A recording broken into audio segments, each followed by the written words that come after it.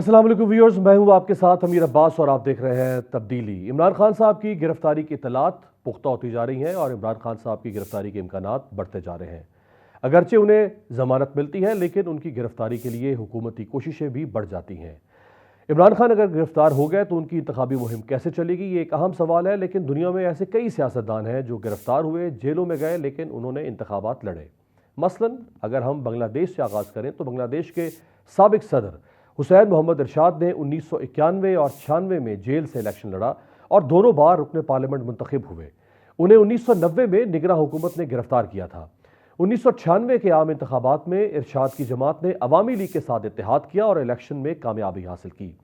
اگر یوگوسلاویہ کے سابق صدر سلوبوڈن ملازووچ کی بات کریں تو انہیں جنگی جرائم کے مقدمے میں قید کیا گیا تھا۔ انہوں نے دسمبر 2003 میں سربیا مونٹینیگرو کی پارلیمانی نشست حاصل کی تھی۔ انہوں نے 4 سال تک 66 مقدمات کا سامنا کیا۔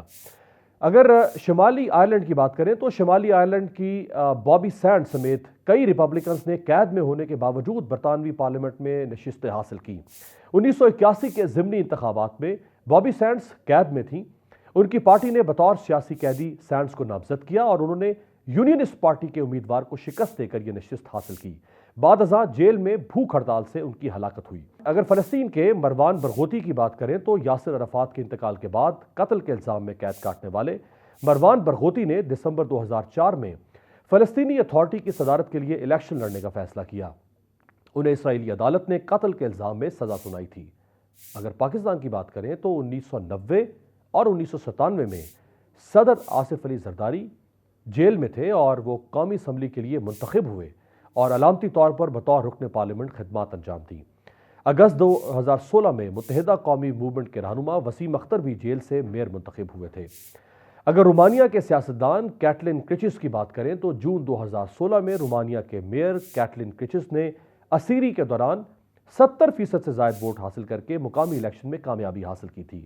اگر امریکی سیاستدان میتھیو لائن کی بات کریں تو 1797 میں ریاست ورمنٹ کے کانگریس ممبر میتھیو لائن نے بغاوت ایکٹ کی خلاف ورزی پر 4 ماہ کی قید بھگتتے ہوئے الیکشن میں کامیابی حاصل کی۔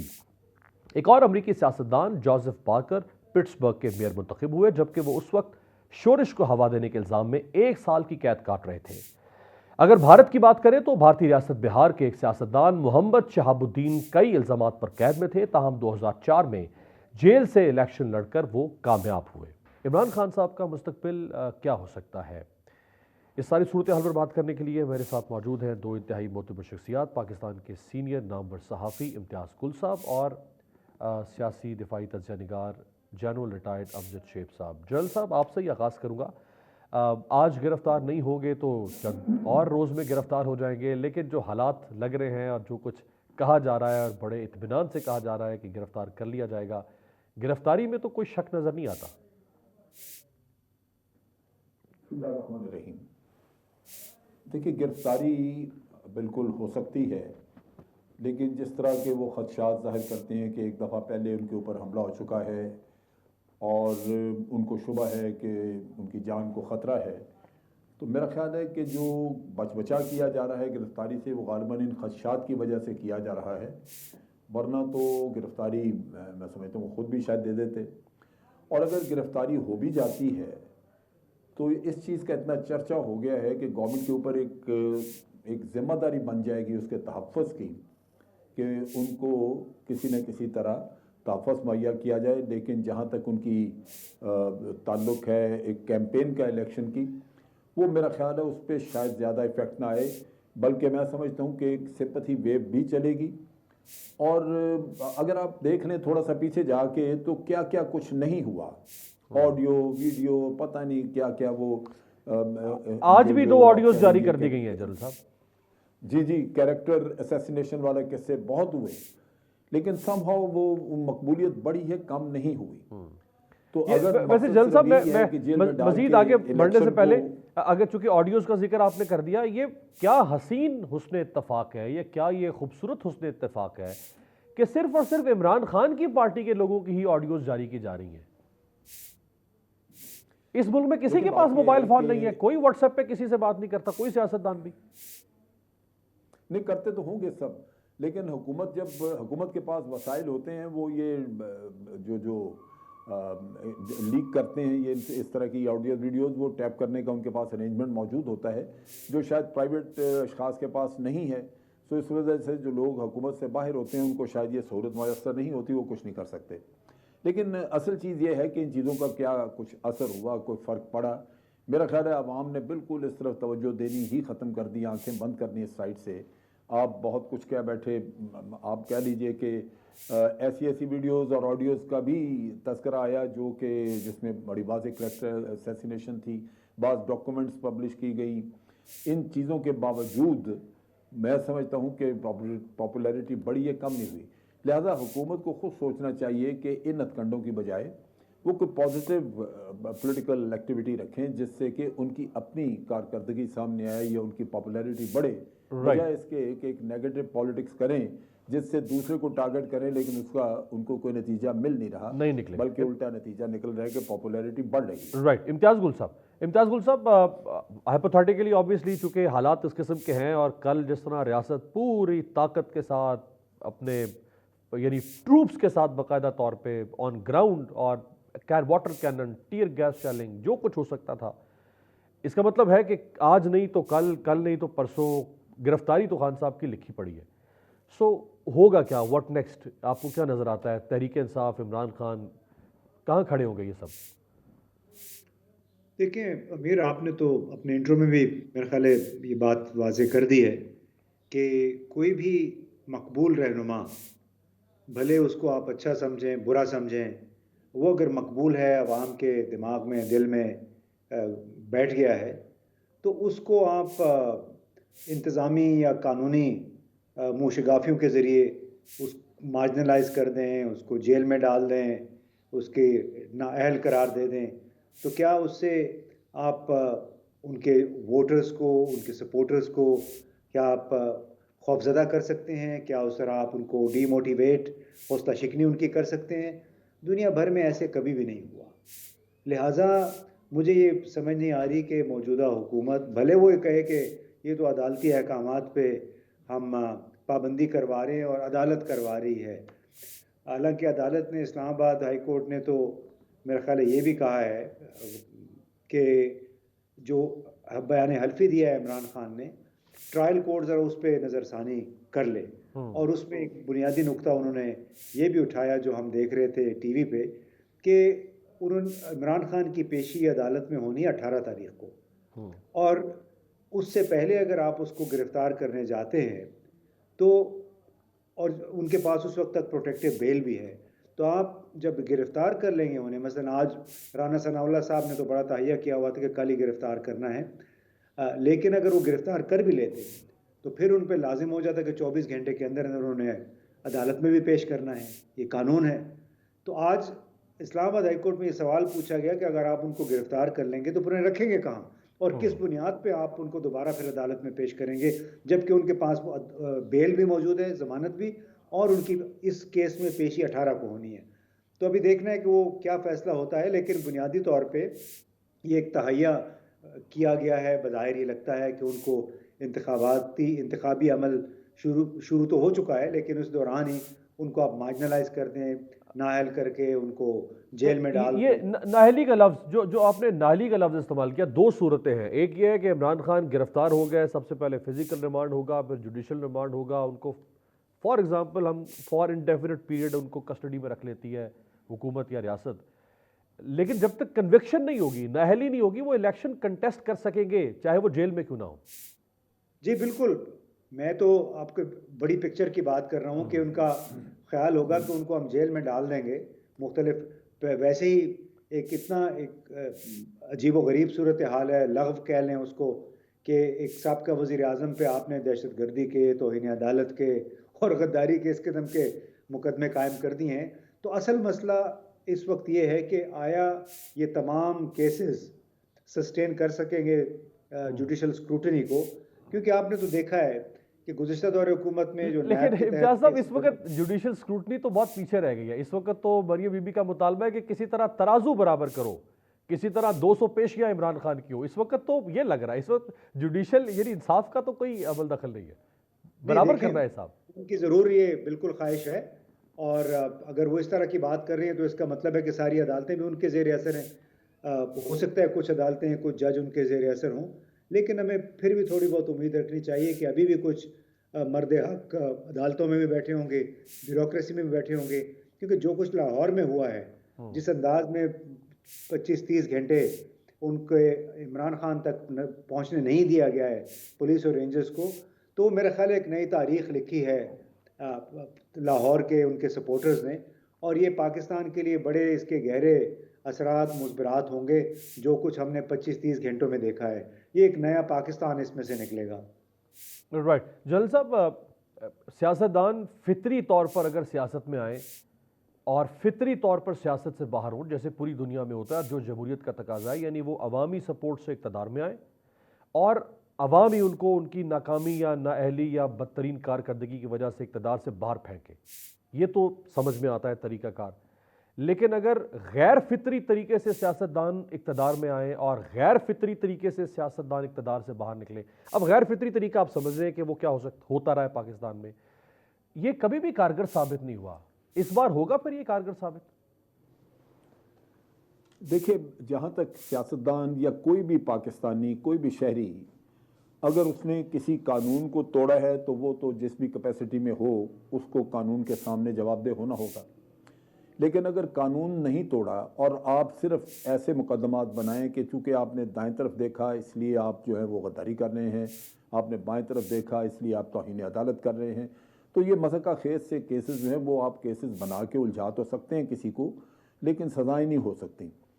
اسی طرح کی یہ آپ دیکھ لیجئے کہ کوئی 75 کے قریب یا 80 کے قریب FIRs موجود ہیں. یہ وہ طریقہ کار ہیں جن سے کہ آپ ایک انڈیویجول کو زج تو کر سکتے ہیں، خوار کر سکتے ہیں، لیکن وہ سزا یافتہ نہیں کہلائے گا کیونکہ ان میں کیسز میں جان نہیں ہوتی.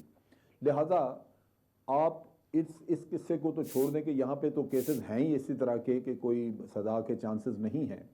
لیکن جو جہاں تھا بھی، آپ دیکھیے MQM بنائی گئی یا اس طرح کی Q لیگ بنائی گئی، یہ تجربات اس طرح کے بنا کے جب آپ نے سیاستدانوں کو ایک گملے میں پنیری لگا کے اور ان کو آگے ڈال دیا تو وہ تجربات بھی ملک کے لیے نقصان دہ ثابت ہوئے. وہ وقتی طور پہ شاید کامیاب ہو جائیں لیکن بالآخر وہ ناکامی بھی اور ملک کے لیے مسائل بھی پیدا کرتے ہیں.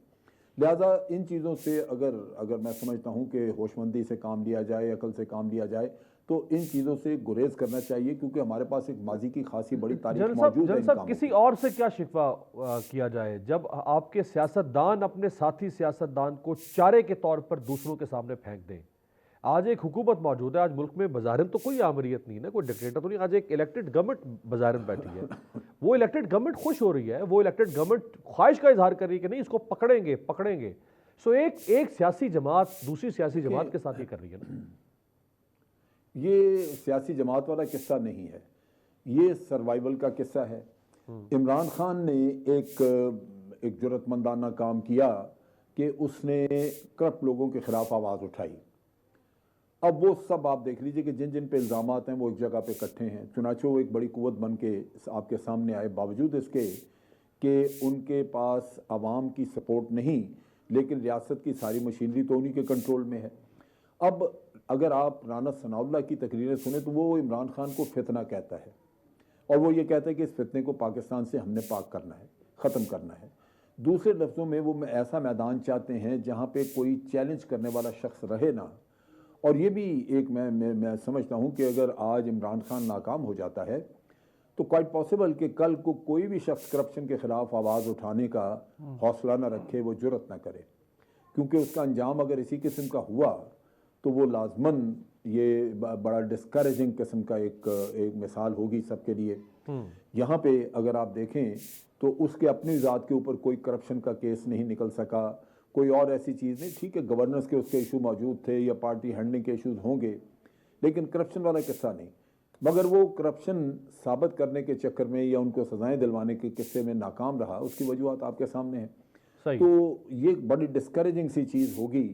اور میں سمجھتا ہوں کہ جو آج حکومت میں بیٹھے ہیں ان کو یہی ایک سب سے بڑا چیلنج ہے، کیونکہ یہ کوئی چھپی ہوئی چیزیں تو نہیں. اب میاں صاحب جن جائیدادوں پہ باہر بیٹھے ہوئے ہیں لاکھ کہیں کہ جی ہم نے کچھ نہیں کیا، لیکن سب کو پتہ ہی ہے. جائیدادیں تو انہی کی ان ہیں، حالات میں اون تو کرتے ہیں، اس کی منی ٹریل بھی آج تک سامنے نہیں آ سکی ہے. امتیاز گل تو صاحب، ان حالات میں یہ مسئلہ رہے گا کہ یہ جان چھڑانی اس آدمی سے ان کے لیے ایک مشکل ہو جائے خاصی ضرورت بن کے سامنے آئی. امتیاز گل صاحب، ایک طرف عمران خان صاحب کے مخالفین جو کہہ رہے ہیں، جو لفظ استعمال کر رہی ہیں مریم نواز، ان کو ایک خاص جانور سے تشبیہ دے رہی ہیں کہ ڈر کے بھاگ گئے ہیں، جیلوں میں عدالتوں میں پیش نہیں ہو رہے، گرفتاری نہیں دے رہے. نواز شریف صاحب بھی باہر سے بیٹھ کے تانے دے رہے ہیں عمران خان صاحب کو کہ تم نظام انصاف سے بھاگ رہے ہو. اور ان کے جو حامی ہیں عمران خان کے، وہ یہ دلیل رکھتے ہیں کہ نہیں، وہ اس لیے پیش نہیں ہو رہے کیونکہ ان کی جان کو خطرہ ہے، انہیں کرش کرنے کی کوشش ہو رہی ہے. اب یہ دونوں طرف سے narrative, counter narrative social media بھرا پڑا ہے. عمران خان کا گرفتاری کے لیے اجتناب کرنا یا عدالتوں میں جانے سے اجتناب کرنا، آپ کو لگ رہا ہے کہ اس سے ان کو فائدہ پہنچا ہے یا کچھ سیاسی طور پہ عوامی نظر میں نقصان ہوا ہے؟ دیکھیں، جو لوگ عمران خان کو چاہتے ہیں، جو لوگ ان کو صحیح سمجھتے ہیں، وہ بالکل ان سے مایوس نہیں ہوں گے، وہ بالکل ان کی سپورٹ نہیں چھوڑیں گے. اور اس میں دیکھیں، اب تو روز روشن کی طرح یہ عیاں ہو گیا ہے نا کہ کیسز ان کے موٹیویٹڈ ہیں. آپ اصول کی بات، قانون کی بات وہاں کرتے ہیں جہاں پہ آپ کو یقین ہو کہ واقعی میرٹ پہ کوئی کیس بنا ہے. لیکن یہ کس قسم کا نظام ہے کہ عمران خان نے بات ایک کی اسلام آباد میں اور اس کے خلاف مقدمہ گجرانوالہ میں، گجرخوان چیچو کی ملیہ میں اور ہب میں اور بلوچستان ٹانک میں مقدمے بن جاتے ہیں، اور پھر ایک بھی نہیں، دو بھی نہیں، 82 مقدمے بن جاتے ہیں. تو لہٰذا 2 آج بھی درج ہو چکے ہیں مزید. جی، تو میں یہ کہ بنیادی طور پہ دیکھیں، جب ان کو کوئی لوگ اقتدار میں ہوتے ہیں، وہ اپنے مخالف کو ہر حال میں نیچا دکھانا چاہتے ہیں، اس سے چھٹکارا حاصل کرنا چاہتے ہیں، تو وہ اتنے شدید ان کا وہ جذبہ ہوتا ہے. آپ مریم نواز کو سن لیں، ان کے چہرے سے کتنی رعونت، کتنا تکبر ٹپکتا ہے. آپ رانا ثناء اللہ کی باتیں سنیں، کتنی نفرت ٹپکتی ہے ان کی عمران خان کے لیے. وہ جیسے انہوں نے کہا کہ اس کا ہم ایسا علاج کریں گے کہ اس کو ہمیشہ کے لیے ختم کر دیں گے، اس فتنے کو، اور اس کا ہم ایسا علاج کریں گے، اس کو مچ جیل کی مرچی وارڈ میں بھیجیں گے. تو یہ جو اس قسم کی باتیں ہیں، الٹا ان کے خلاف جا رہی ہیں. مجھے وہ این ڈی ٹی وی والے، ٹی آر ٹی والے میرے خیال ہے پوچھ رہے تھے کہ آپ اس کا عمران خان کی مقبولیت پہ کیا اثر پڑ رہا ہے. تو میں نے انہیں کہا کہ حکومت جو بھی قدم اٹھا رہی ہے اس سے عمران خان کی مقبولیت میں اسی قدر اضافہ ہو رہا ہے. تو اس پہ تو کوئی میرا خیال ہے یہ صرف آپ کا کہنا نہیں ہے، یہ گیلپ سروے بھی بتا رہا ہے، یہ راجن پور کا انتخابات بھی بتا رہے ہیں، اور یہ اور بہت سارے اعداد و شمار یہ بات واضح کر رہے ہیں، بہت سارے اشاریے یہ بات واضح کر رہے ہیں کہ حکومت کی ہر کوشش تقریباً الٹی یا ناکام پڑ رہی ہے. اور حکومت کے اندر خود بھی اس بات کا احساس موجود ہے، اور خود حکومتی شخصیات اس بات کا اعتراف کر رہی ہیں کہ یہ جو بھی ہو رہا ہے اس سے سیاسی طور پر عمران خان کو برتری حاصل ہو رہی ہے. بہت بہت شکریہ دونوں مہمانوں کا. ایک بریک پہ جاتے ہیں. بریک سے واپسی پہ متحدہ قومی موومنٹ کو ایک بہت بڑی کامیابی ملی ہے. برطانیہ میں سیاسی کامیابی پاکستان میں کب ملے گی؟ بریک کے بعد.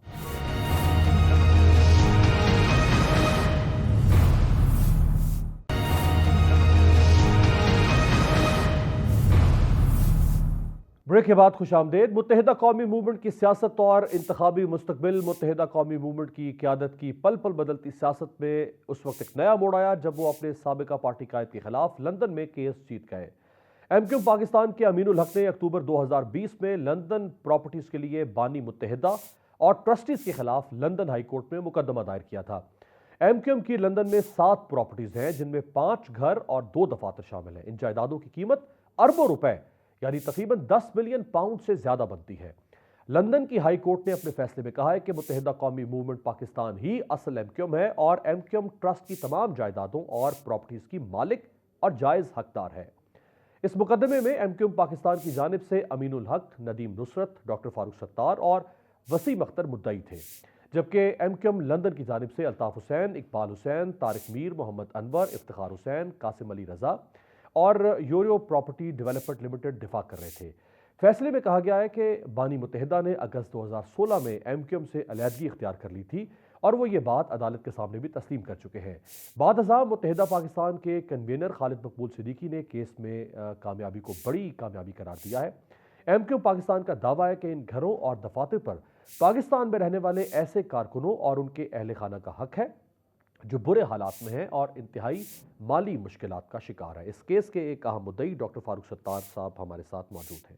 डॉक्टर साहब, केस एमक्यूएम पाकिस्तान जीत गई है और एमक्यूएम लंदन को शिकस्त हुई। इसका मतलब है कि अब रास्ते मुकम्मल तौर पर जुदा हो गए हैं एमक्यूएम लंदन और एमक्यूएम पाकिस्तान की। अगर कोई बीच में कोई नाजुक सा धागा बरकरार था रिश्ते का, तो वो भी टूट गया है। देखें, ये तो इसको जिस तरह भी लोग इस पर इंटरप्रिटेशन करें कि जो भी इख्तरा बनाए, जो इससे तबसरा करें, लेकिन सीधी और सादी बात है वो ये है, सीधी सादी बात, कि एमक्यूएम पाकिस्तान एमक्यूएम है। पाकिस्तान में इलेक्शन कमीशन ऑफ पाकिस्तान के साथ पाकिस्तान के जो मुरव्वजा इंतखाबी कवानीन हैं, आइन और कानून की रोशनी में वही एमक्यूएम है असल में, ठीक है ना जी। और एमक्यूएम से वाबस्ता जो चाहे जायदादें हों, चाहे अमलाक हों, चाहे उसके असासे हों, उससे जो भी चीज़ें मुताल्लिक हैं वो एमक्यूएम की हैं। तो मेरे हाल में यही फैसला लंदन ने दिया है, लंदन की जो अदालत है उसने दिया है। तो इसमें अब तबसरों में तो मैं नहीं जाऊंगा। सीधी बात है कि ये मुस्तहकीन की अमानत है। जो लोग माशी तौर पर तबाह बर्बाद हुए हैं, जो शोहदा के लवाहिकीन हैं और जो तालीम से और बुनियादी सहूलतों से महरूम है, अल्लाह ताला हमें इस काबिल करे कि हम ये जो असासे हैं इनको बेहतरीन, इनका मसरफ हम इनको बेहतर से बेहतर इस्तेमाल में ला सकें, जिसमें तालीम, सेहत, कोई एंडाउमेंट फंड हो एजुकेशन का वो कायम करें और लोगों की ज़रूरतों को पूरा करें। बस मैं तो ये समझता हूँ। तो डॉक्टर साहब, इसका मतलब है इन जायदादों को फरोख्त करके पैसा यहाँ लाया जाएगा और उस पैसे से ये जो भी मसरफ आप बता रहे हैं, बेहतर मसरफ है, उस पर खर्च किया जाएगा। ठीक है, अब ये तो राब्ता कमेटी और जो हम जिम्मेदार जो लोग हैं एमक्यूएम में, वो आपस में फैसला करेंगे कुछ माहिराना राय लेकर कि वहीं इस एसेट को मैनेज करना है, उसको डिस्पोज ऑफ करके उससे जो रकम हासिल होगी उसे यहाँ कहीं इन्वेस्ट करना है। इस तरह एक मुस्तकिल आमदनी का जरिया बनाना है। देखें, बात यह है कि ऐसा तो नहीं कि सारे पैसे लेके हम इसे तकसीम कर दें मुख्तलिफ फैमिलीज में, वो मुनासिब नहीं होगा।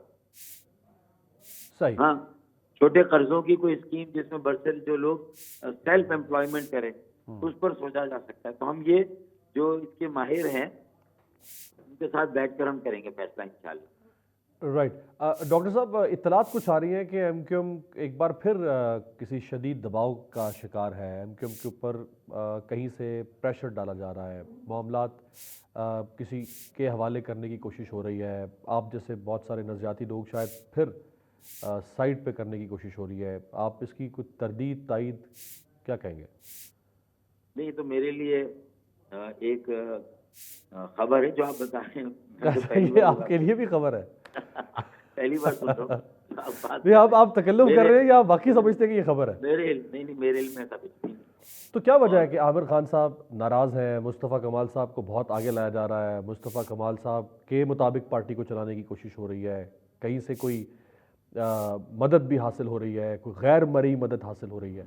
देखिए, मुस्तफ़ा कमाल भाई जब पीएसपी चला रहे थे उन्हें अवामी पजीराई और अवामी तायद, मैंने भी एक अलहदा कोशिश की थी, लेकिन उसमें हमें लोग बहुत साथ हैं, लेकिन वो कहते हैं कि जब तक आप एक जगह पे जमा नहीं होंगे हम ना आपको वोट देंगे। और एमक्यूएम का वोट बैंक श्रिंक कर गया, सुकड़ गया ना। और जाहिर है कि इसका जिसको भी फायदा हुआ उसने भी कोई कराची में अपनी जड़ें थोड़ी मजबूत की, बस वो वक्ती तौर पे खला को वक्ती तौर पर मुस्तकिल नहीं पुर किया। तो मुस्तकिल वो खला 85% लोग वोट नहीं डाल रहे आज कराची। सही। आखिरी सवाल डॉक्टर साहब, आप इस तासुर की तरदीद कर रहे हैं सिरे से कि एमक्यूएम जितने फैसले कर रही है 8 मार्च 2022 से लेकर अब तक, वो सारे एमक्यूएम के अपने फैसले हैं, वो फैसले कहीं से लाए ये भेजे नहीं जा रहे?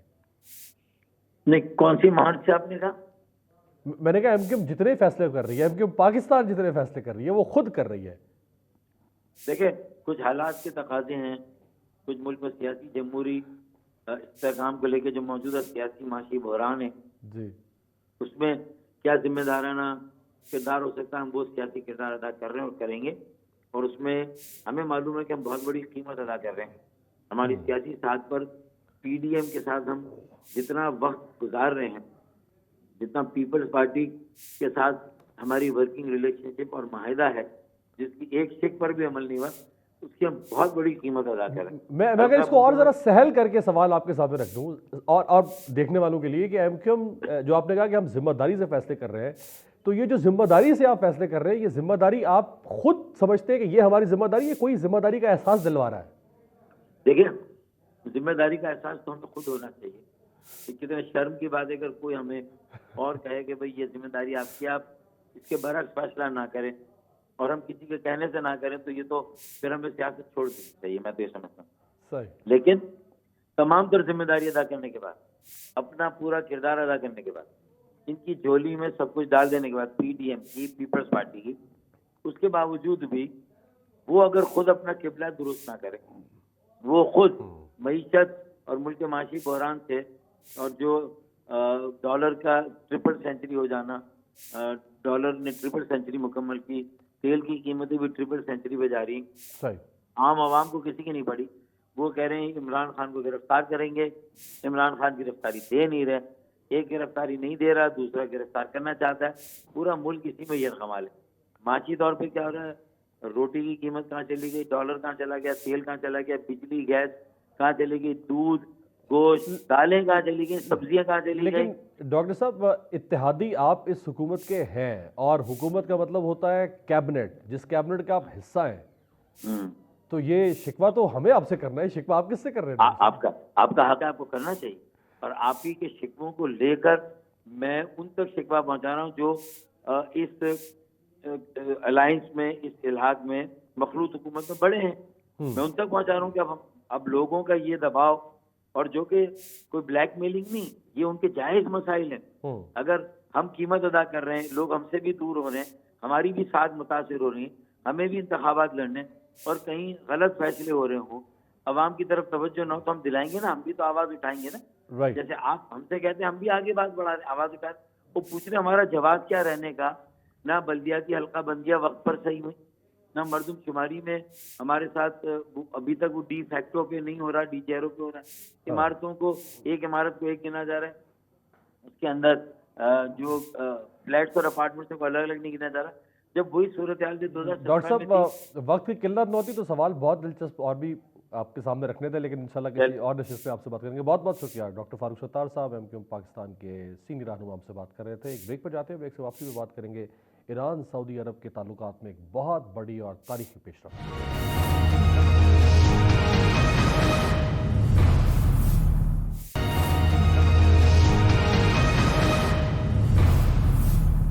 بریک کے بعد خوش آمدید. ایران اور سعودی عرب مشرق وسطیٰ کی دو بڑی طاقتیں ہیں. 1929 میں شروع ہونے والے دونوں ممالک کے باہمی تعلقات تقریباً ایک صدی پر محیط ہیں، جن میں علاقائی اور معاشی وجوہات کی بنیاد پر کبھی بات چیت اور کبھی کشیدگی ہوتی رہی. کبھی ان دونوں ممالک کے رہنما ایک دوسرے سے گلے ملے اور کبھی گلے کیے، یہاں تک کہ جنگ کے قریب بھی پہنچ گئے. لیکن اب ایران اور سعودی عرب کے باہمی تعلقات میں دہائیوں سے جمی برف آخر کار پگھل گئی ہے. سعودی عرب اور ایران کے مابین سفارتی تعلقات بحال کرنے کا معاہدہ طے پا گیا ہے اور سفارت خانے دوبارہ کھولنے پر اتفاق کر لیا گیا ہے. معاہدے کے مطابق دونوں ممالک 2 ماہ کے اندر سفارت خانوں کو دوبارہ کھولنے، ایک دوسرے ملک کی خود مختاری کا احترام کرنے اور دوسرے ممالک کے اندرونی معاملات میں عدم مداخلت کے پابند ہوں گے. ان دونوں ممالک کے سفارتی تعلقات کی بحالی نہ صرف مشرق وسطیٰ بلکہ دنیا بھر کے لیے اہم سمجھی جا رہی ہے. سنگاپور یونیورسٹی کی ایک رپورٹ کے مطابق سعودی عرب اور ایران کے باہمی سفارتی تعلقات 1929 میں شروع ہوئے اور فریقین کے درمیان فرینڈشپ ٹریٹی پر دستخط ہوئے. بعد ازاں سن 1947 میں ایک ناخوشگوار واقعے کی وجہ سے دونوں ممالک کے تعلقات ختم ہو گئے تھے، لیکن کچھ عرصہ بعد پھر سے تعلقات بہتر ہونا شروع ہوئے اور دونوں ممالک میں کئی معاہدے ہوئے. 1953 میں دونوں ممالک میں تجارتی معاہدہ ہوا. 1969 میں جزیرہ العربیہ اینڈ فارسی پر معاہدہ ہوا. 1978 میں جزیرہ العربیہ اینڈ فارسی پر پارٹیشن نیوٹرل زون معاہدہ ہوا.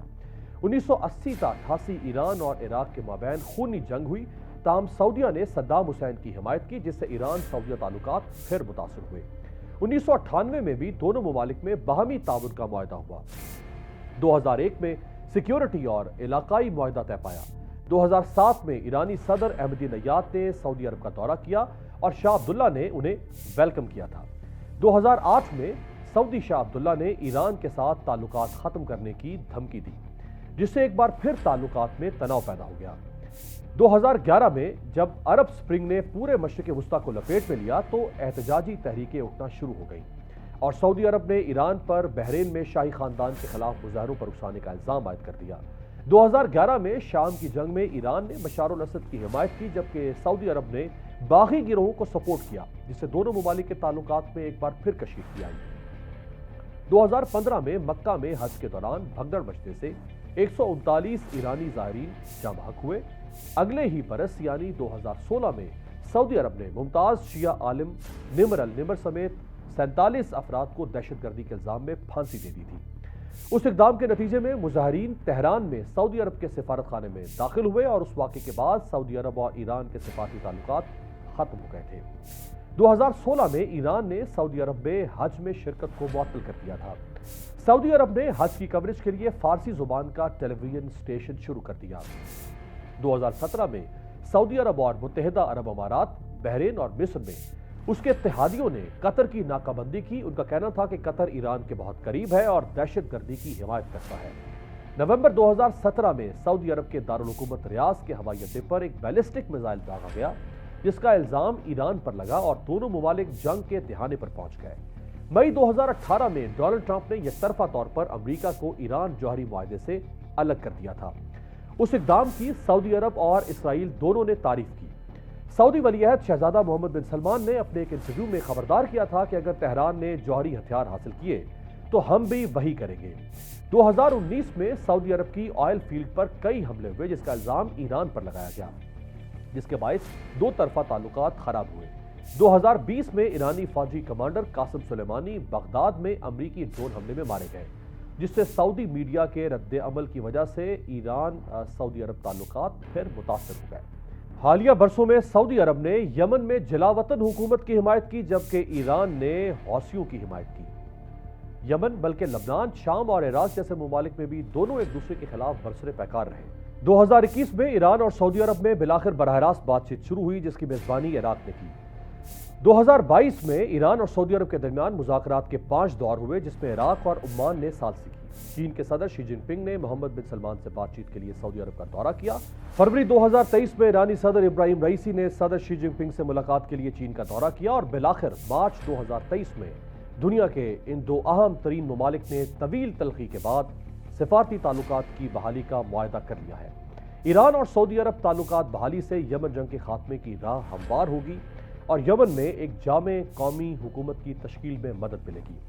دنیا بھر سمیت اقوام متحدہ کے سیکرٹری جنرل نے بھی ایران اور سعودی عرب کے درمیان سفارتی تعلقات کی بحالی کے فیصلے کا خیر مقدم کیا ہے۔